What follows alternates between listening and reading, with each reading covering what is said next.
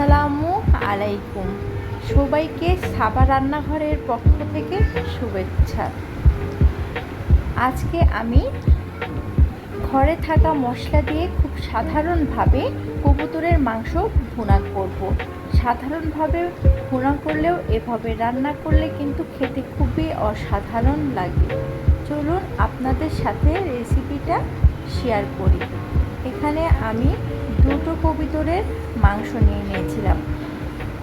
কবুতরের মাংস কিন্তু খুব বেশি হয় না, তাই আমি মাংস অনুযায়ী নিয়ে নিয়েছি 1.5 চা চামচ আদা বাটা, 2 চা চামচ জিরা বাটা, দুটো তেজপাতা নিয়েছি, 3টা দারুচিনি, 4টি এলাচ, 2-3টা লবঙ্গ, 2-3টা গোলমরিচ, আর খুবই সামান্য পরিমাণ রসুন নিয়ে নিয়েছি, 1/2 চা চামচের মতো।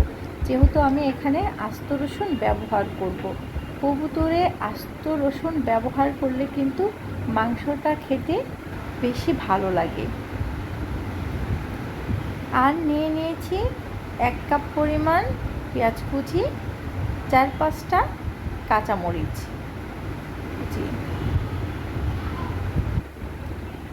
এদিকে ফ্রাই প্যানটি গরম হলে আমি পরিমাণ মতো তেল দিয়ে নিব। তারপরে দিয়ে দিব কেটে রাখা পেঁয়াজগুলো। পেঁয়াজগুলো সামান্য একটু ভাজা হলেই আমি দিয়ে দিব আস্ত মশলাগুলো।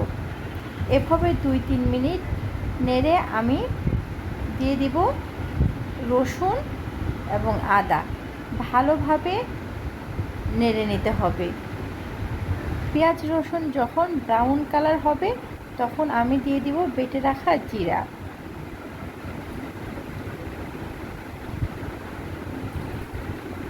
আমি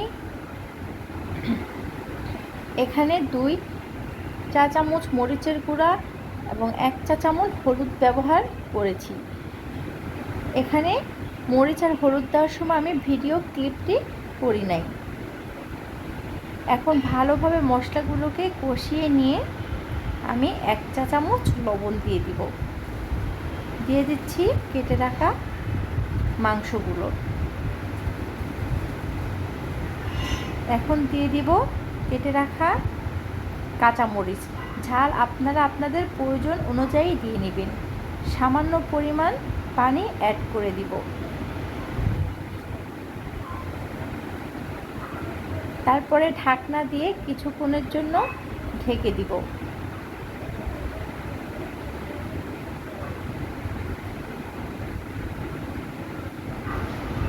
যখন মাংসটি কালো হয়ে আসবে তখন বোঝা যাবে যে মাংসটি কষানো হয়ে গেছে। তখন পরিমাণ মতো পানি অ্যাড করে দিব। তারপর 10-15 মিনিটের জন্য মিডিয়াম আঁচে রেখে দিব। কবুতরের মাংস কিন্তু সিদ্ধ হতে খুব বেশি সময় লাগে না। দেখতেই পাচ্ছেন আমার কবুতরের মাংসটি রান্না প্রায় শেষের দিকে। আমার মাংসটি রান্না হয়ে গেছে। দেখেন কত সুন্দর কালার আসছে। আশা করি আপনাদেরও অনেক ভালো লেগেছে।